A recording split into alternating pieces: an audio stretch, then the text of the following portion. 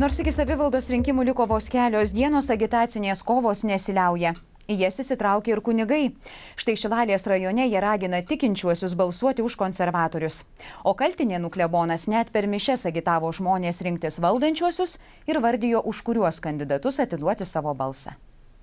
Šilalės rajone Kaltinėnų bažnyčioje per mišias kunigai pamokslauja ne tik apie dvasinius dalykus ar kaip užsitarnauti dangaus karalystę.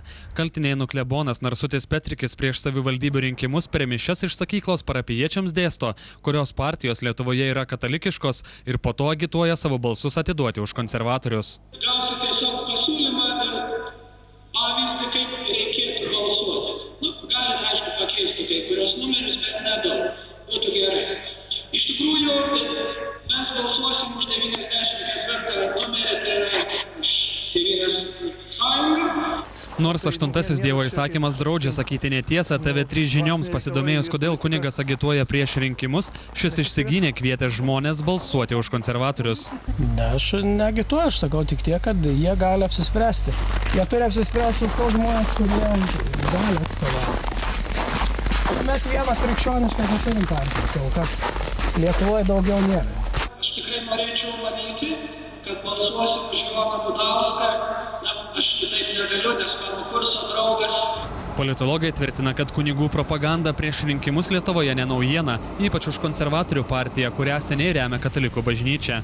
Pasak politologų, dvasininkai negali kištis į politiką, mat pasaulietinė valdžia atskirta nuo bažnytinės. O jei kunigai to nevengia, jie veikia kaip dar viena interesų grupė.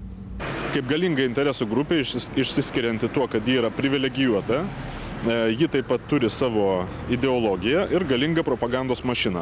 Tai, ko daugelis interesų grupių paprasčiausiai neturi.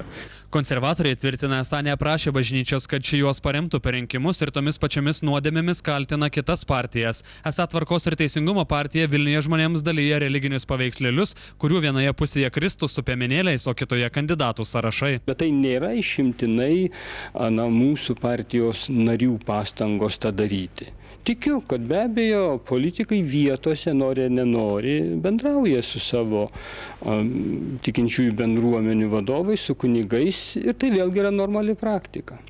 Bažnyčios vadovai pripažįsta, kad kunigai negali viešai agituoti už konkrečią partiją, bet tvirtina, kad bažnyčia gali patarti rinkėjams, kokias vertybės propaguojančias partijas rinktis. Kad tikintieji rinkdamiesi, už ką atiduoti savo balsą, atkreiptų dėmesį į moralinės vertybės, į pozicijas esminiais klausimais viešojo gyvenimo, požiūris į gyvybę, požiūris į santuoką, požiūris į šeimą, požiūris į socialinius dalykus.